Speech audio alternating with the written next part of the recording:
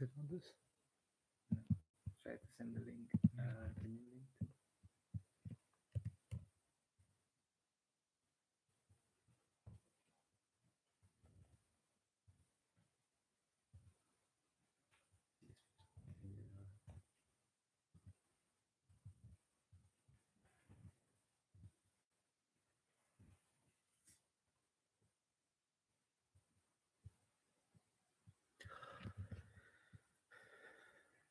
It's there. Good.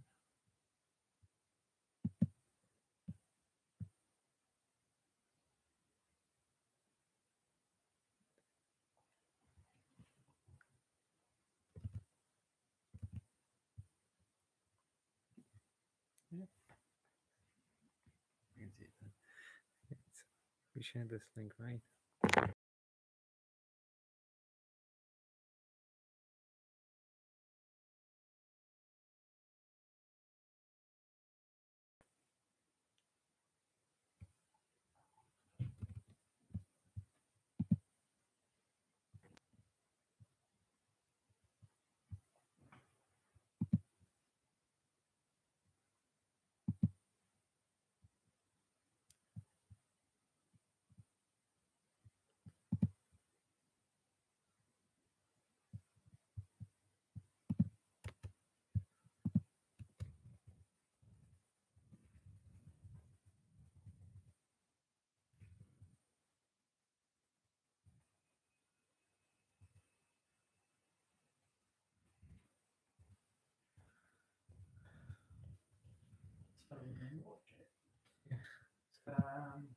Just can't contribute to it. Yes, sir.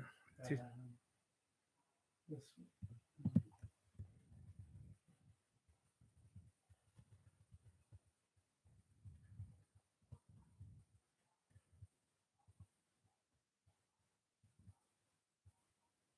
So I have the camera up and everything over here, but share the link with them as well.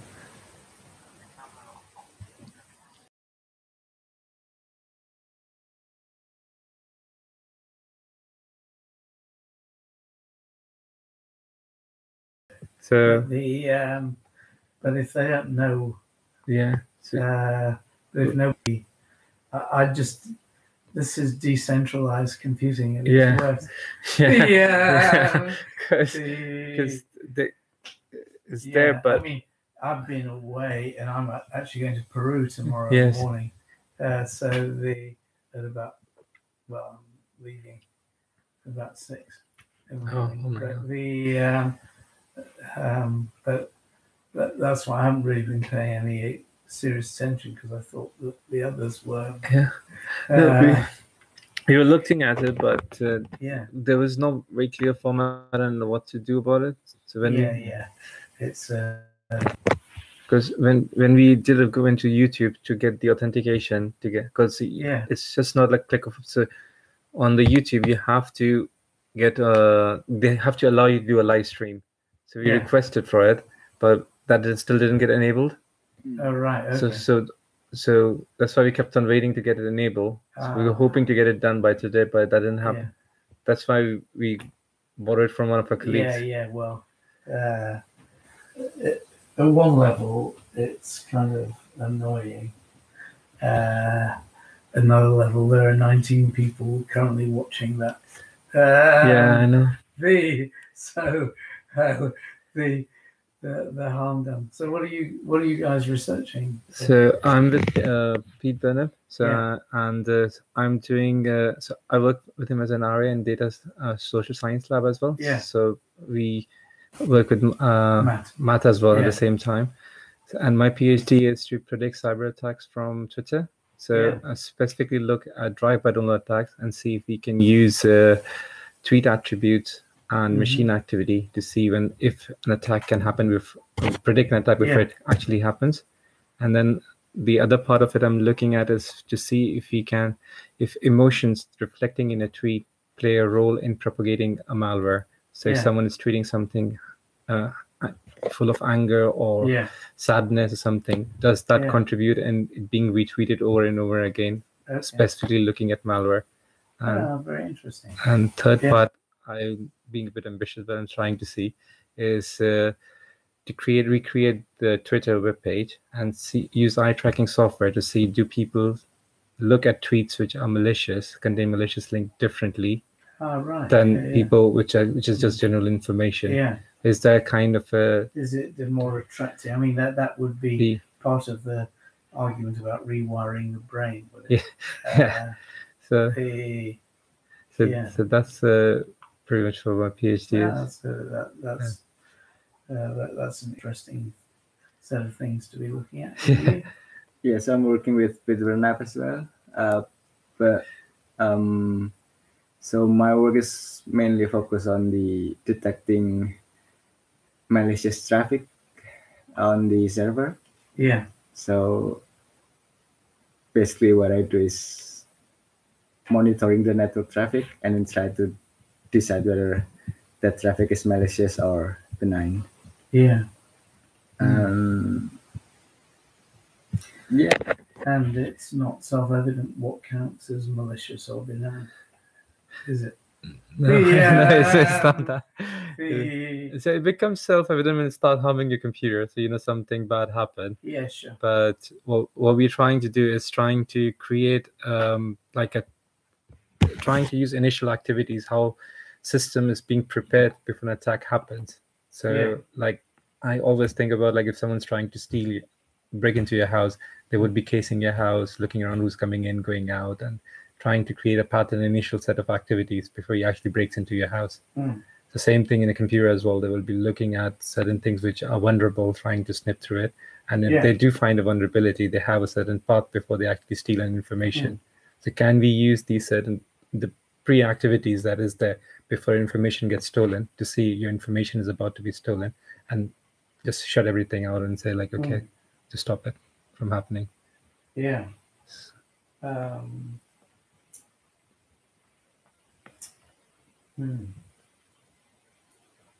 But of course, if you had, say, a group of Naxalites in India, then we might regard an attack as a positive thing,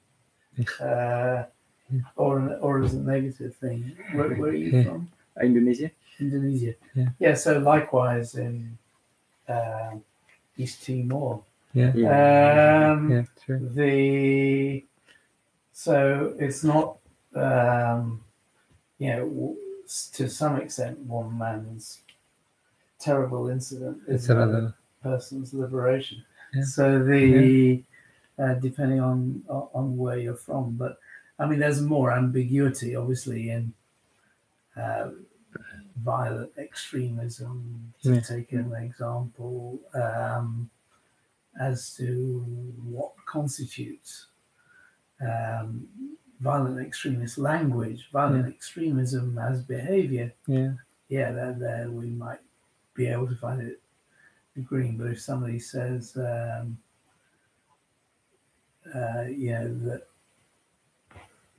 Christians are stirring up lies and troubles in Indonesia, is that you watching? Someone is actually there, isn't it? No. Or I was dead. Can you? Yeah, no, it's you. No, it's good. You scared me. So he was open the link mobile phone. I thought there's actually someone listening to us and watching it. So then I was is that you who's there? So it's no, it's just him. So, so we don't have anybody looking. Yeah.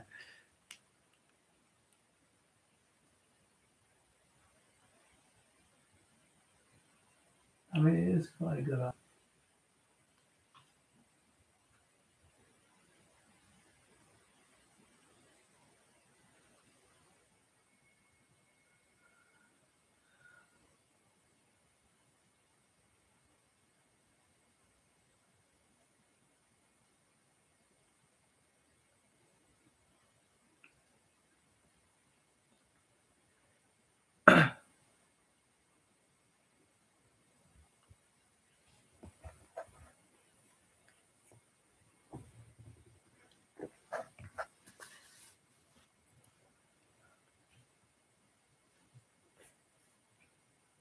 Hmm.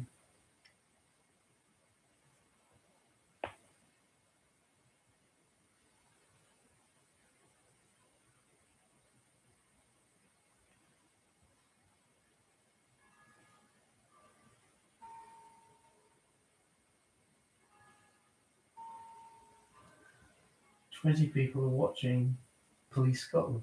Oh.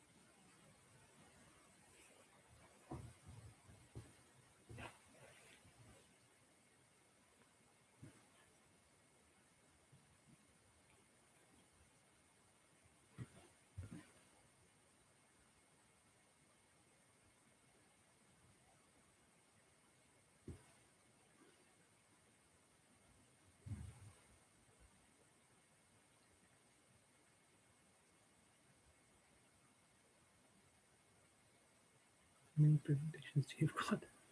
3 presentations. Just this one.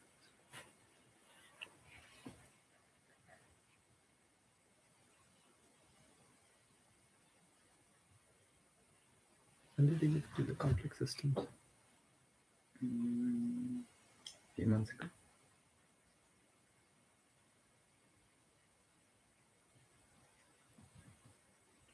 It's not this one.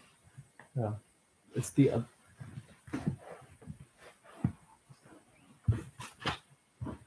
It's not this link. It's the other link.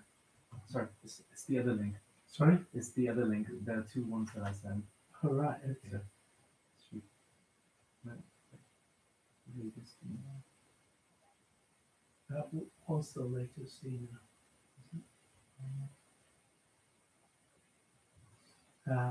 Oh, yeah, the one that you said ignore the other Yeah. one.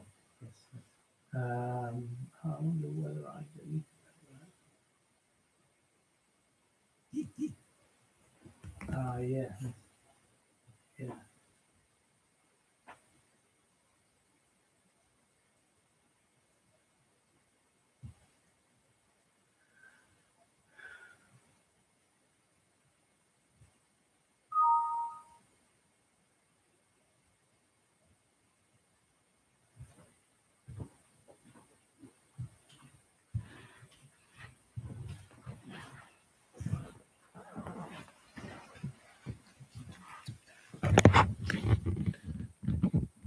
Is it you?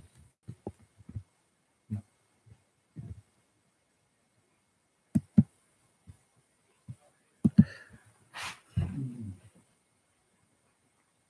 Yeah, well, he's offline, so.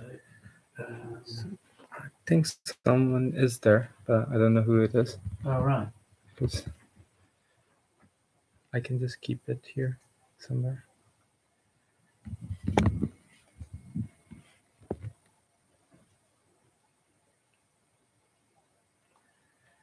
Yeah, well, you can stick it on there.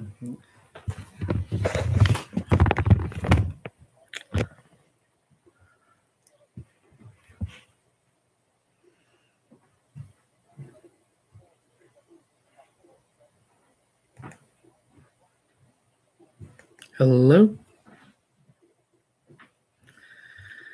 A dead stream or a live stream? All right. Hi, Mike. It seems like it's working. Okay, so he's just sent me a Skype. So I have no idea what we do. I've got blue collar. Notice that my t-shirt today.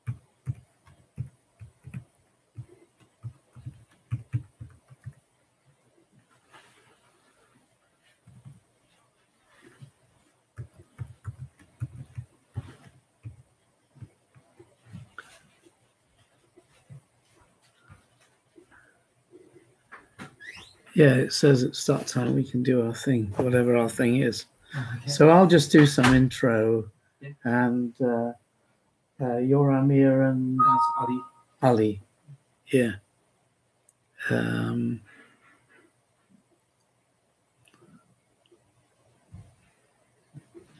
I think there's only one person there, so I'm not sure who's watching.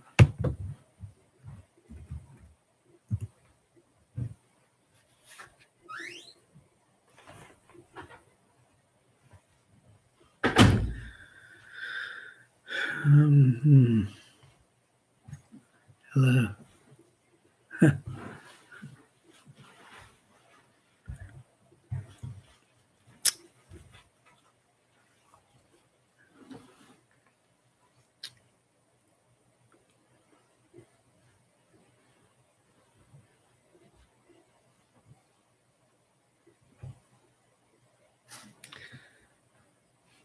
But I mean, I haven't prepared any slides or that. It was a bit awkward to see because we can't even show the slides. Yeah. So we just talk, and then when we've run out of things to say,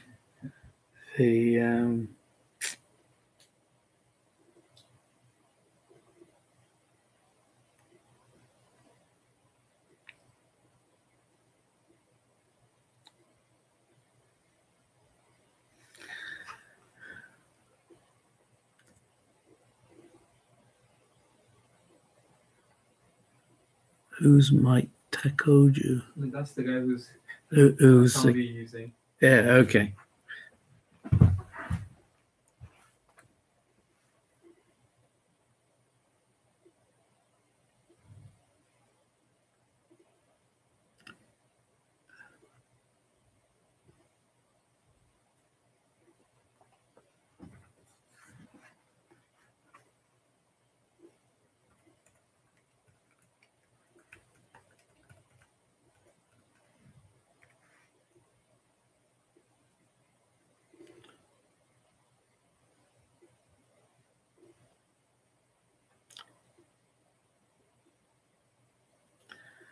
So what do we do in terms of how do we start off? You click the microphone. It's already on. Okay? So all right. Whatever we're talking, people do.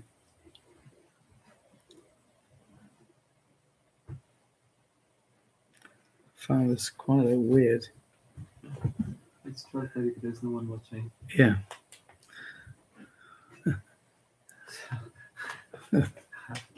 Well, of course, I mean, not surprising.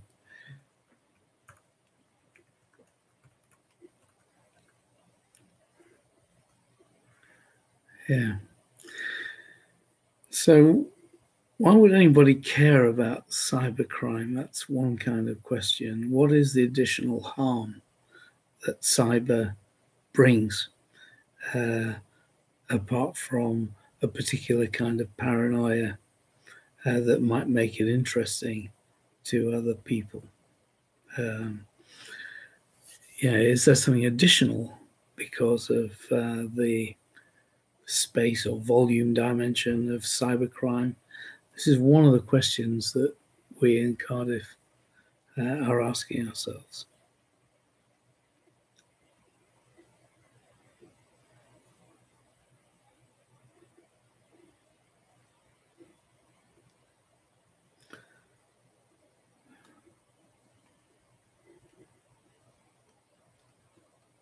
If no one tunes in now, it'll make a video that people will see later when they click on the link, he says, if they do.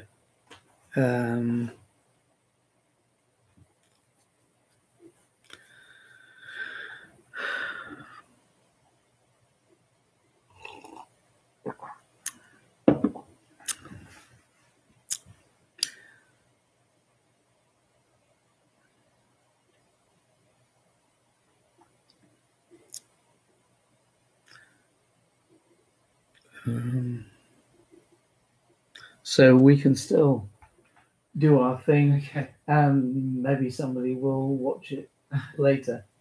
So they're recording it for us, is it? Oh, Yeah, he said he'll tweet that link if no one tunes in now. I don't know how you know whether people are tuning in. So if you see the option there, so over here, if the number of people watching right, okay. keeps on increasing based on who's watching. So right now there is no one. Okay. Father Mackenzie preaching a sermon that no one will hear. No one comes near. Look at him working, darning his socks in the night when there's nobody there. Nobody cares. All the lonely people. Where do they all come from? All the lonely people. Where do they all belong?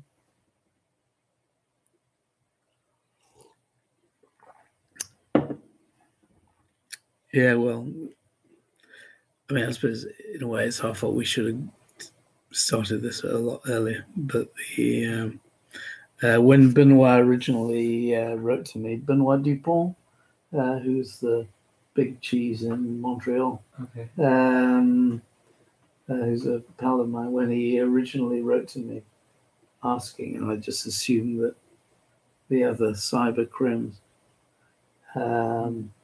would have an interest in contributing to this. I actually should be. I think somehow like it could have been a bit different if they would have set it themselves or give us a link like a video. Yeah. And we just hosted it like rather than creating a YouTube on ourselves. Yeah. It would have been more. Yeah. Like that link if you just click on it and just start streaming automatically.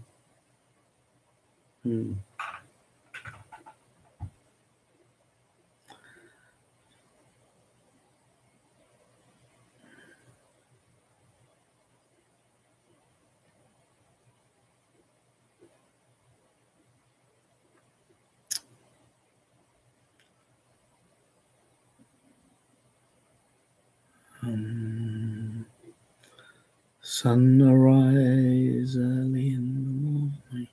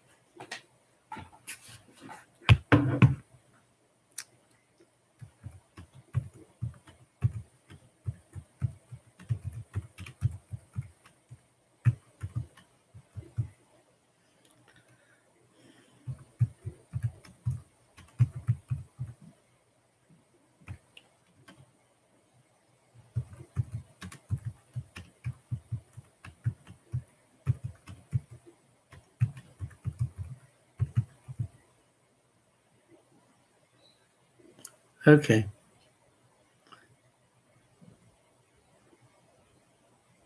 So just do your presentation. Okay, that's what he's saying. Hi, everyone, if there isn't everyone. This is Mike Levy, Professor of Criminology at Cardiff. And we have a trusty group of researchers. Unfortunately, very few of them are around today to talk to you. But let me talk briefly about what led to my interest and the people I work with in this area of work. I was already doing a lot of work on organized crime, terrorism, money laundering, and fraud before the internet ever kind of really came along and changed all of our lives. And I want, first of all, to just get you to think a little bit about the harm of cybercrime and what additional elements of harm it can be. For a start, you know, a lot of us in criminology and in computer science too are interested in questions of scale, of how much, you know, what damage to whom. And that's something that has given a lot of problems to compilers of crime statistics. Jeremy Bentham, who you can see a bit of his embalmed body in University College London, had this idea that we should develop crime statistics as a kind of index of changing morality in society. So if we don't count the cyber harms, then we won't have any obvious way of recognizing whether those forms of crimes that cyber contributes to are going up or going down or remaining the same. And that's quite a big deal, because the government was accused, rightly or wrongly, of hiding a growth in crime by not measuring crime statistics in any particular way to reflect cyber-enabled crime. So one of the things that accusations that people made, and there's some reason for it, was that, yeah, there was a trend chart showing a drop in burglary, a drop in theft, a drop in theft from cars and of cars, and all those kind of items that preoccupy the newspapers, even a drop in profit-related homicides. But because we weren't counting the rise in credit card frauds and stuff like that, that there was a kind of conspiracy to make the crime problem seem a lot less bad than it actually was, and that the government was claiming an improvement in the crime rate, which wasn't justified by the evidence. So by working on how to include cybercrime statistics in criminal statistics, which the Office of National Statistics and the committee that I'm on, Crime Statistics Advisory Committee, help to redress that kind of balance a little bit. There's still a lot of problems in that.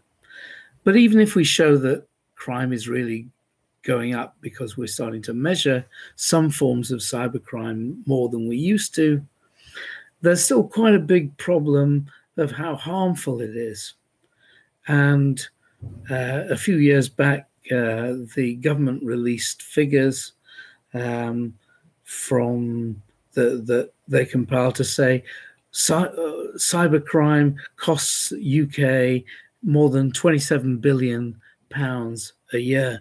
And they always say, but it could be more, even when there's no evidence that it could. Well, it could be more. And a few of us got together, headed by Ross Anderson at Cambridge, and did a project which tried to deconstruct that data and come up with a more sensible judgment about how much cybercrime might be costing and what the revenue streams for cyber offenders might be. So that's one kind of thing to focus on. Another might be, well, is there any extra harm from the fact that something's a cybercrime rather than a real physical crime? And that's a difficult question. I remember writing many years ago that I'd rather get a bad review for some of my work, no matter how unmerited, than have my head kicked in. And in that sense, cyber violence might be said to be less bad than physical violence. But we know from the work that my colleague Matt Williams, who can't be here today, and his colleagues have been doing, that the levels of harassment and pain and anxiety that are generated from cyber hate and the possibility of an unceasing amount of cyber pressure make that a good deal worse in some ways than traditional name calling in the school playground or in university drinking groups. So we can see that in that respect, the harm from cyber takes a different form and different sort of intensity, and the prospects for re-victimization are much greater.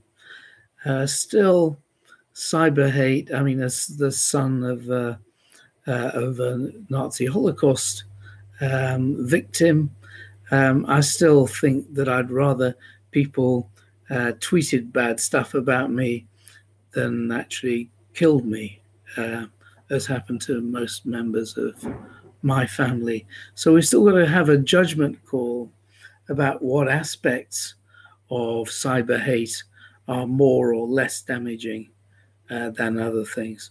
Of course, cyber hate and combined with grooming can lead to more damage to people, to real physical damage, as well as the emotional trauma, which we try and judge by its impact on the quality of life. So that is one kind of cybercrime that we look at here in Cardiff. I'm going to bring in a couple of our excellent graduate students in a moment to talk about their work. But certainly one of the other areas that I've been working on myself in recent years, we've got a project called DAPM, DAPM, which looks at this, is mass marketing threats through the internet. In the olden days, people, often actually Nigerians, or certainly claiming to be Nigerians, not necessarily from Nigeria, used to send people through the mail prospects, I am a relative of the late general, and I've inherited lots of money, which I want to share.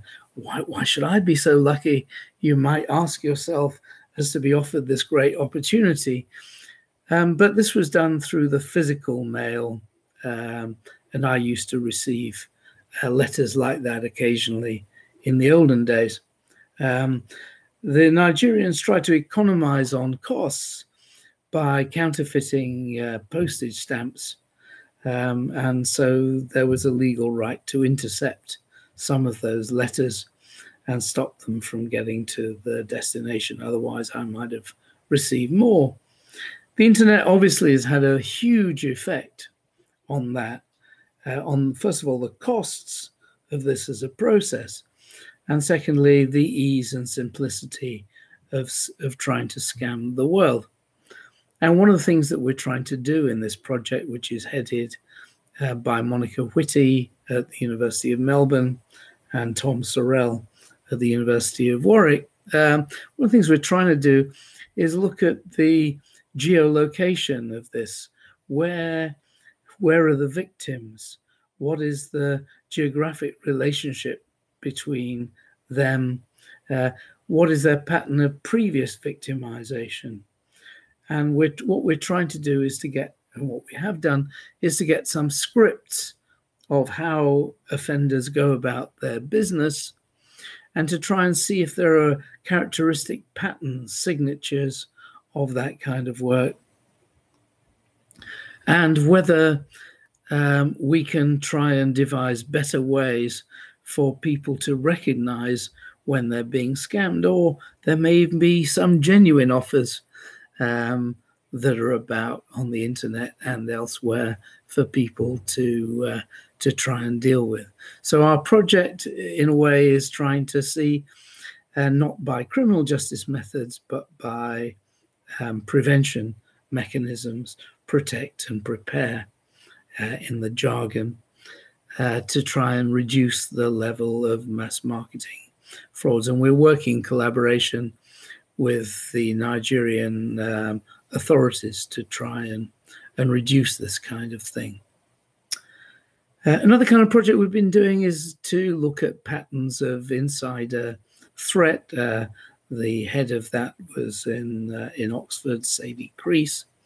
And we looked at what the evidence was, and again, whether we could try and locate characteristic patterns of insider threat that would enable the government or business to work out when an insider threat was occurring.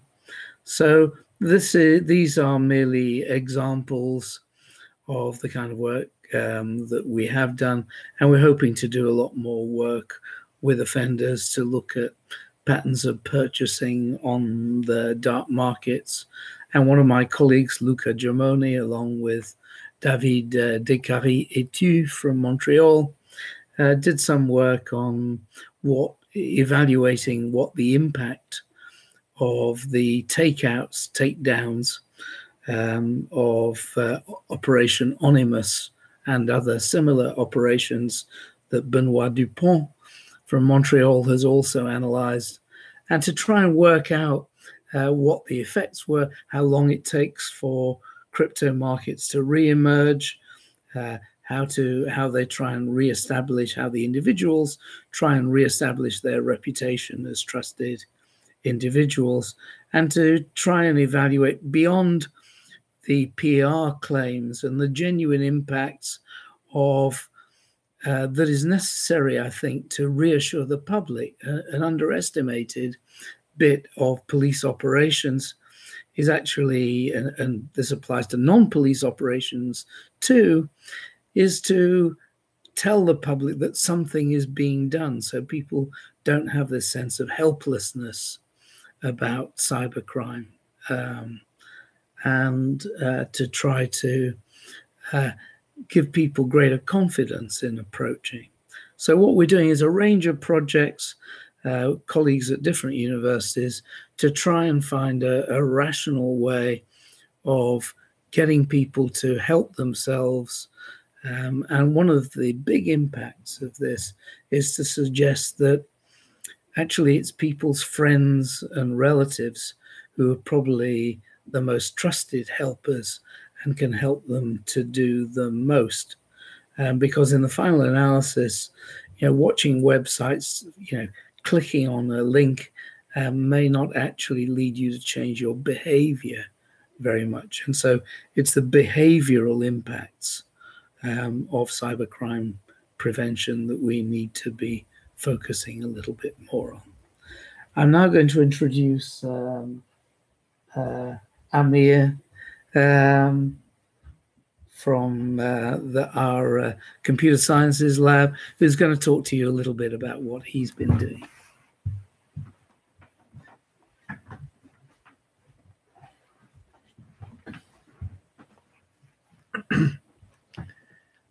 Hello, everyone. So I'm doing a PhD in School of Computer Science Informatics. And so basically during my PhD, I try to predict drive-by-download attacks coming from Twitter.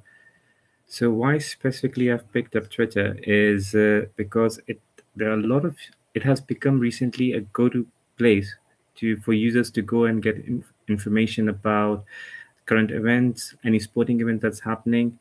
So what cyber criminals usually do is they take advantage of people. They take advantage and they insert a malicious link with the tweet, and when they tweet around it, so what a person would do is, whenever they click on this tweet,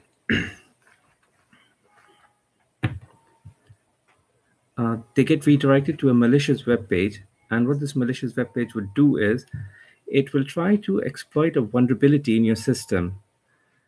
And once the vulnerability has been exploited, it will infect your systems. So during my PhD research, what I'm trying to see is, can we predict these attacks that are coming from Twitter? And if we can do, what metrics do we need to do in order to predict those? So I'm looking specifically at drive-by-download attacks.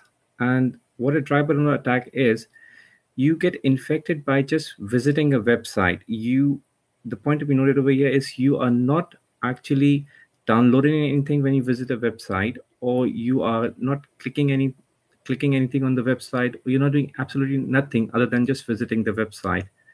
The moment you go there, the JavaScript gets loaded into your system, and it start trying to exploit a vulnerability. So what a hacker essentially does is, it logs on to Twitter, try to see what are the trending topics which are attracting the most number of users, and then try to create like a clickbait tweet. It will try to be something like, pick up a top trending topic, say for example FIFA World Cup, say hashtag FIFA World Cup, and say like, hey there, I spotted this in this player, and then inserts a link over here. But since we are restricted with the number of characters that we have on Twitter, the link gets automatically shortened up. And because it's shortened, so I have absolutely no idea what the endpoint will look like. So user, whenever they look at it, it'll see like, this looks like an interesting thing, and I need to know more about this information, and will click on it. In this way, it will get redirected to the web page. But the moment you're actually looking at the web page, you would realize this is something what not the tweet advertised, but by that time it's already too late. So how we are going to go about this is, we try to use honeypot, try to first see what tweets are malicious and what tweets are not malicious, in terms of what tweets contain embedded URLs that are actually harming your system. So what a honeypot does is, so first I hooked onto Twitter, start gathering tweets around a sporting event or an event which is attracting a lot of attention, and then extract URLs from these tweets. And once I've extracted them, I pass on to my honeypot, which honeypot tries to go and visit these websites and see whether an attack has happened on the system or not. And if an attack happens, it classifies that URL into malicious, or it classifies into benign. Once I have got a list of URLs which are malicious and benign, then I pass to another sandbox environment, which in a sense is trying to create a timeline of events, how machine state keeps on changing.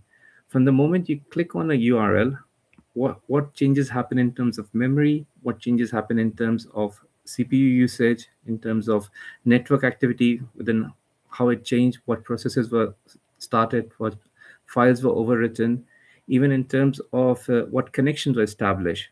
A complete detailed snapshot of machine is taken at every 1 second interval till the time an attack happens, say maybe in 10 seconds or 15 seconds. Using all this information, we've then created a machine learning algorithm. What it does is, it tries to identify initial patterns to say, based on these initial patterns, can an attack most likely happen in the next second or not? To carry out this analysis, we collected tweets around 2 sporting events. We looked at the FIFA World Cup that happened last year, and then we looked at the Olympics as well. So we trained a model on the tweets that we captured on this football World Cup, and then we tested the model on the Olympics data set that we had captured.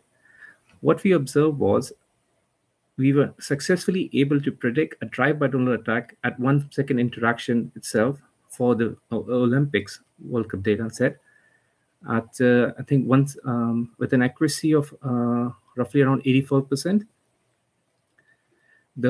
What we're further looking at is to see if we can use emotion reflecting in a tweet to explain any explain malware propagation behavior to see whether a hacker is using certain kind of emotions to propagate a malware, and if they are using it, what kind of emotions they are, so that we can actually try to create like an initial filter to the machine learning algorithm to segregate, to pick up those tweets at the beginning of it, so that we can to improve the accuracy. And that's it for me about my research. I will pass to Adi.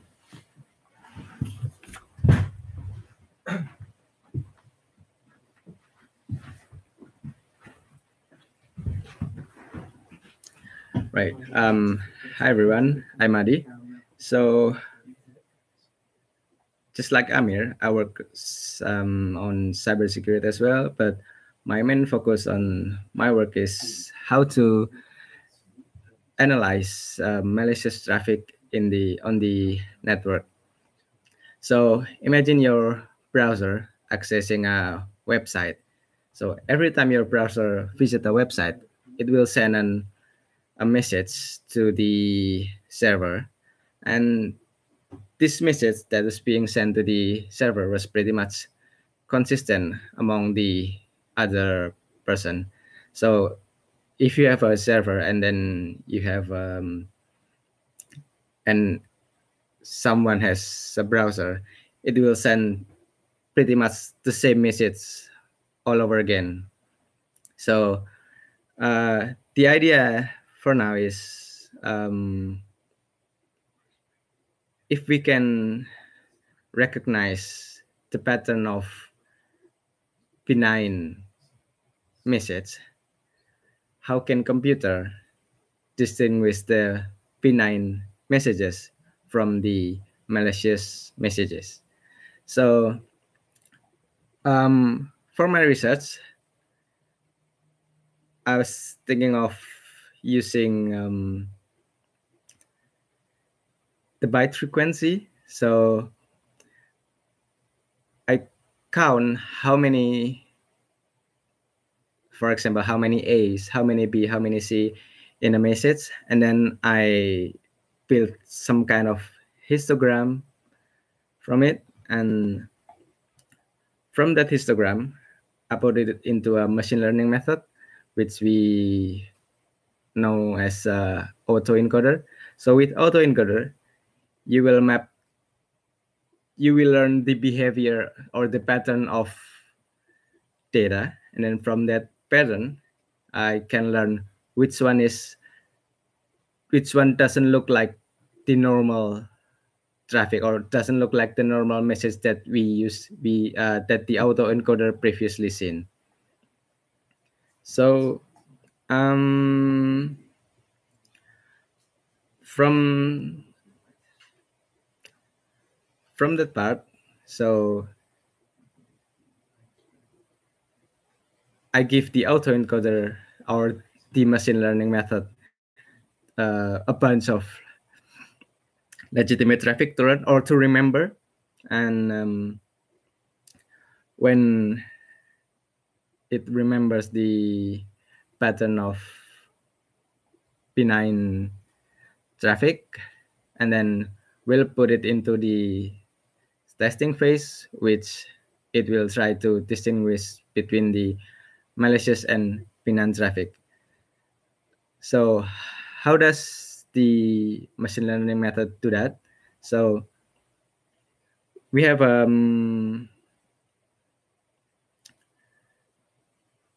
two kind of traffic. As I said earlier, we have the malicious and the benign traffic, and the benign traffic will have lower reconstruction error than the malicious traffic. So we set up a threshold. And if the traffic, and then the byte frequency of the traffic, we put it into the autoencoder, and then we calculate the difference between the output and the input. If the difference is quite high or surpass the threshold, then that means that that traffic is malicious.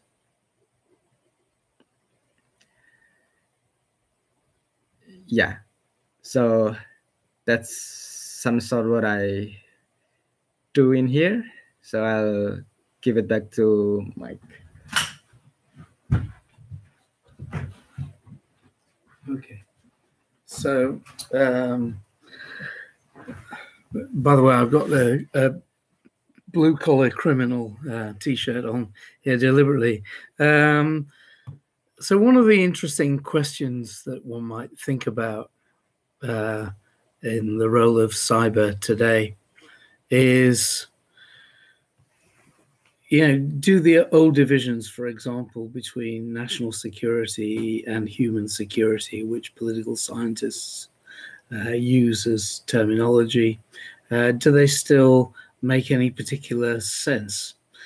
After all, one of the things about the Internet of Things is that quite small things, not just toasters and cars, can turn into weapons of attack.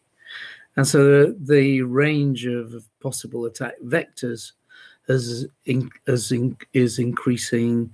I won't say exponentially because that's an overused term, but it's certainly increasing very fast, and there's no reason to expect that it will decline. So that'll give plenty of jobs for cybersecurity people, and also for analysts, etc. So from a work point of view, there's plenty of work about, but it also means that things that we thought were quite well protected are far less protected. And there can be harm to national infrastructure, partly through social engineering, but also through quite small objects that we need to think about what impact these can have on national security. Likewise, if, as in the earlier examples, people are stirring up cyber hate against particular groups, that can have political consequences, irrespective of the justice of the cause for which they are fighting. That can have international political consequences as well as national ones. And in a sense, what this means is that the worlds of human security and of national security, difficult to have a concept of a country that doesn't also contain people, but they're getting closer. And it's important to try to think through what is the point of demarcation between a kind of harm that attacks national security and one that just affects some individuals within society. The conceptual leap there is one that is increasingly giving room for thought. And it's not a technological issue alone. It's actually a judgment call about what are going to be the consequences of some attacks. Leading, for example, to the Me Too movement, leading to the rebellion by some black people in the US, that Black Lives Matter as well. And so we need to have a sense, as Stan Cohen pointed out in his classic work on folk devils and moral panics, we need to have a sense of what the trigger points are that will lead a situation to escalate and produce violence in a self-fulfilling prophecy.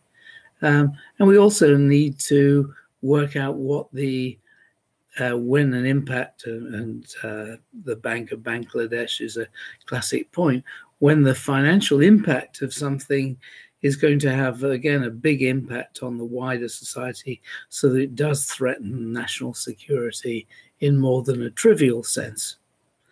So we need to try and develop ways of disabusing ourselves of the hype around crime figures and cybercrime estimates, and to try to get to a more real world approach to what are the harms, what is the role of policing and of the police in reducing those harms, and what is the role of criminal justice in all of this? Because one thing is for sure, international relations in criminal justice,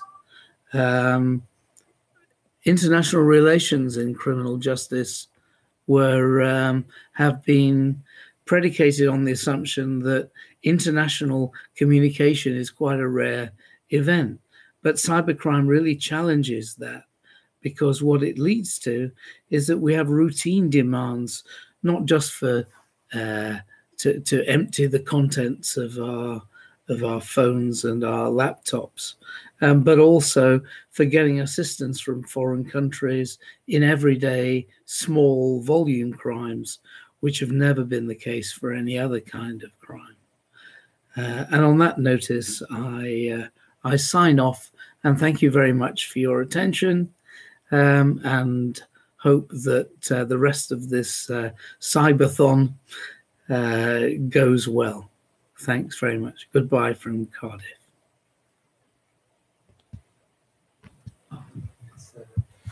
It's not touchscreen. Yeah.